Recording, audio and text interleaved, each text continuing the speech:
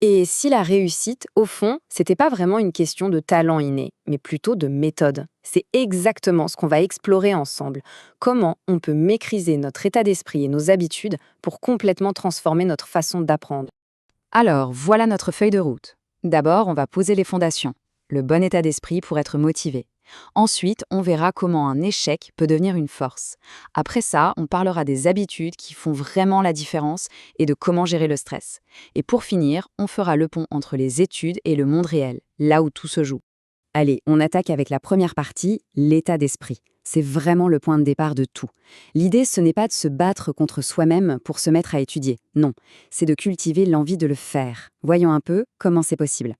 On entre direct dans le vif du sujet avec la question que tout le monde se pose. Sérieusement, comment on fait pour se motiver quand on n'a juste aucune envie? C'est un grand classique. Eh bien, la solution, elle se trouve dans un changement total de perspective. Le secret, c'est de réussir à voir l'étude non plus comme une corvée, mais comme une vraie opportunité. Parce que dès qu'on passe de «je dois faire ça» à «je veux faire ça», tout change. La motivation n'est plus un effort, elle devient une évidence. Et pour aider à faire ce changement mental, voilà une technique super efficace. Il faut se connecter constamment aux bénéfices futurs. Penser au super job, à l'indépendance financière, au respect. D'un coup, étudier n'est plus une simple tâche à faire maintenant, ça devient un investissement direct dans la vie qu'on veut se construire. Donc voilà, tout part vraiment de là. Un simple changement de point de vue. C'est pas la force brute qui va allumer l'ampoule, mais une nouvelle façon de voir les choses. Ok, passons à la deuxième section. Maintenant qu'on a posé les bases de la motivation, on va s'attaquer à un gros morceau. Une peur que tout le monde partage, la peur de l'échec. On continue avec un cas très concret. Imaginez la scène. On vient de recevoir la note d'un examen. Et c'est la cata. C'est un échec. Quelle est la meilleure réaction? Paniquer? Se décourager? Ou y a-t-il une autre voie? Cette phrase de Thomas Edison nous met sur la piste. L'échec, ce n'est pas la fin du chemin, c'est juste une étape du processus. Ce n'est pas un jugement sur notre valeur, c'est une information. Une information précieuse pour faire mieux la prochaine fois. Et là, on voit très bien la différence entre les deux approches. D'un côté, on peut rejeter la faute sur les autres, ce qui ne mène nulle part. Ou alors, de l'autre côté, on peut prendre ses responsabilités. Même s'il y a des facteurs extérieurs, la seule question qui fait avancer, c'est « Ok, qu'est-ce que je peux apprendre de cette situation ?» En fait, l'échec peut devenir un véritable outil stratégique. Il nous donne des informations ultra précises sur nos points faibles, il nous donne une expérience que les autres n'ont pas encore, et surtout, il nous donne une rage de vaincre pour ne plus jamais refaire la même erreur. Bon, maintenant qu'on a bien parlé de l'état d'esprit, il est temps de passer à l'action.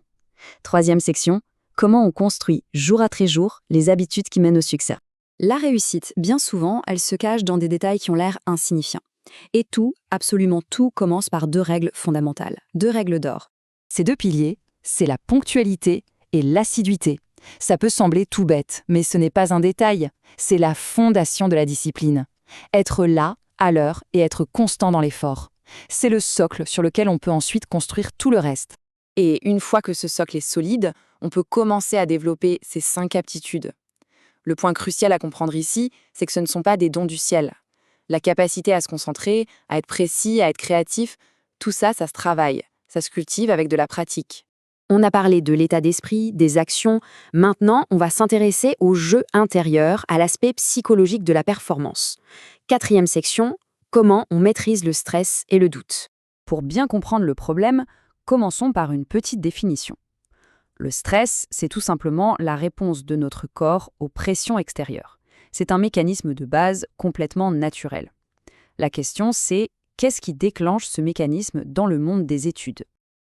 Eh bien, souvent, ce sont les mêmes coupables qui reviennent. Le manque de préparation, la peur d'échouer, le manque de confiance.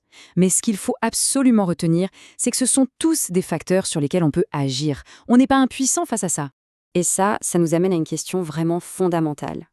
Si une grande partie du stress vient de facteurs internes, à quel point est-ce important de bien se connaître soi-même pour gagner cette bataille? La réponse, c'est que la connaissance de soi est la clé de tout. C'est ce qui nous permet de connaître nos limites pour mieux les repousser, d'identifier nos faiblesses pour les corriger et de miser à fond sur nos points forts. C'est vraiment l'outil ultime pour faire sauter les verrous qu'on a à l'intérieur. Et on arrive à notre dernière section, le moment où on connecte tous les points. Le but final de tout ça, c'est de réussir. Mais pas juste à l'école, dans le monde réel. Voilà une question un peu provocatrice, mais elle est essentielle. On a tous en tête des exemples de personnes qui étaient brillantes à l'école, premières de la classe, et qui, une fois dans le monde du travail, ont eu beaucoup de mal à trouver leur place. Pourquoi? Et la réponse, elle est là et elle est capitale. C'est parce que le monde réel ne récompense pas ceux qui récitent par cœur. Il récompense ceux qui ont une compréhension profonde des choses, ceux qui sont capables d'agir vite et de s'adapter en permanence. Et ça, c'est des compétences qui vont bien au-delà de ce qu'on apprend pour un examen. Finalement, tout se résume peut-être à cette idée. Les vrais gagnants, ce ne sont pas ceux qui n'échouent jamais. C'est impossible. Ce sont ceux qui refusent que l'échec soit la fin de l'histoire. La vraie victoire, c'est de cultiver cet état d'esprit de combattant, celui qui refuse de perdre, peu importe ce qui arrive.